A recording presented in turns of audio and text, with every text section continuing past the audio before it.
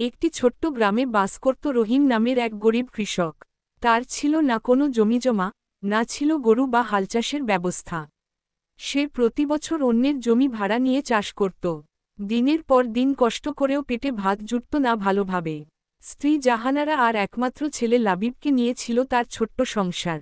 একদিন গ্রামের একজন বড়লোক কৃষক আকবর সাহেব তার পুরনো ধান বীজ ফেলে দিচ্ছিলেন।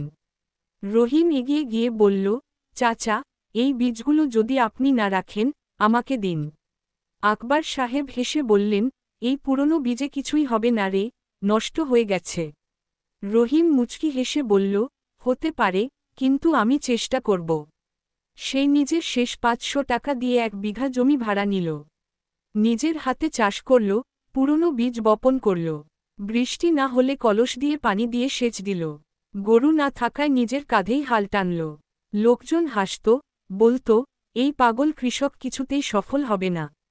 কিন্তু রহিম বিশ্বাস হারায়নি। তার স্ত্রীও তাকে সাহস যোগাত, আল্লাহ নিশ্চয় পরিশ্রমের ফল দেবেন। দিন যায়, মাস যায়। আশ্চর্যজনকভাবে সেই পুরনো ধান বীজ থেকে গাছ জন্মাল। অন্য কৃষকদের জমিতে যেখানে পোকা লেগে ধান নষ্ট হচ্ছিল, রহিমের জমি ছিল সবুজে ভরপুর।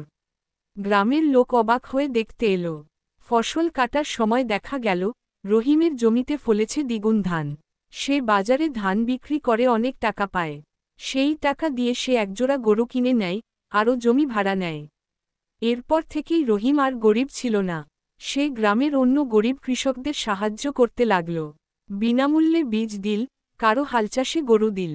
গ্রামে এক নতুন নাম হল তার, আশার আলো রহিম।